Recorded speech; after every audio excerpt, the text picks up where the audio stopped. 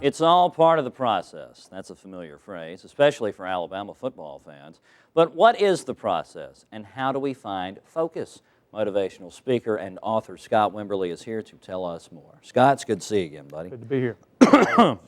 We were chatting a little bit during the package there in the break, and you said anytime you mention the word process, that gets people's attention. Yeah, that's the key word around here nowadays, and it's been a good word. It's a good process. Apparently. Yeah. Apparently, as the folks from Michigan found out this weekend. They found out in a rough way. They sure did. Yeah. Absolutely. Let's talk a little bit about how the process and focus in particular can apply to our everyday lives. Well, what happens is we get off focus. We get distracted. And when you talk about everyday life, one good example is just if you're driving and you look off to the side, your car immediately goes that way. Wherever you focus, that's where you go. And the same thing in life. Whatever you focus on, that's where you're going to go mentally, and then physically it's going to follow. And so we want to focus on the proper things, the right things. You don't want to focus on negativity. You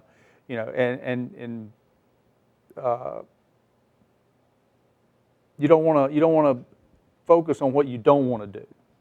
Okay. In the sports world, we hear a lot, don't drop the ball.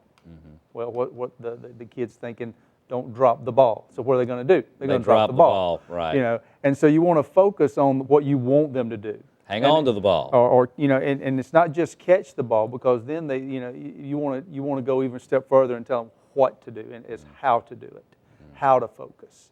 Don't tell them just catch the ball, but focus on the X on the end of the ball. Right. And if you focus on that, you're going to catch it to keep it from hitting you in the face.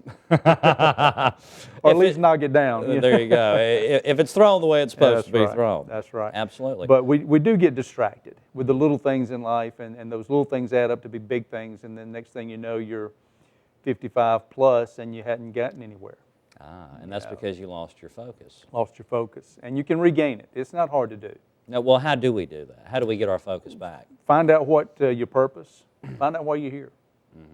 And not just so your destiny, but just find out what are you good at? What's your purpose? Why were you put here? You have a reason for being here. And it's not just to take care of every little detail of everybody else's life, but there's a bigger picture. And you got to have your focus to do that, because focus and concentration in your life and your purpose, your destiny is critical. Now, why is it so easy for us to fixate on the negative? I know when something goes wrong, despite everyone's best intentions and hardest work, things do go wrong. And whenever they do, people get upset and they're unhappy, and this is so-and-so's fault, and that's the other person's fault, and oh, this is just awful, and then the focus becomes the negative. Why is it so easy to do that? Because it's easy. It's easy. It's easier to point the blame at everyone else and assign blame and to be critical or just complain. Anybody can do that. But a person that comes in and focuses on the positive, on the solution, on the process, that's why it's very few that do it. But it's possible for everybody to go a step further and not just look at what's going wrong. Anybody can see what's wrong, but what can we do to make it right? So stay focused on what's working, and if something does mess up, just move on. Like a bad play. You got to play the next play anyway, so you may as well be happy about it, right? That's right. All right, super. Scott, it was good seeing you again. Thank you.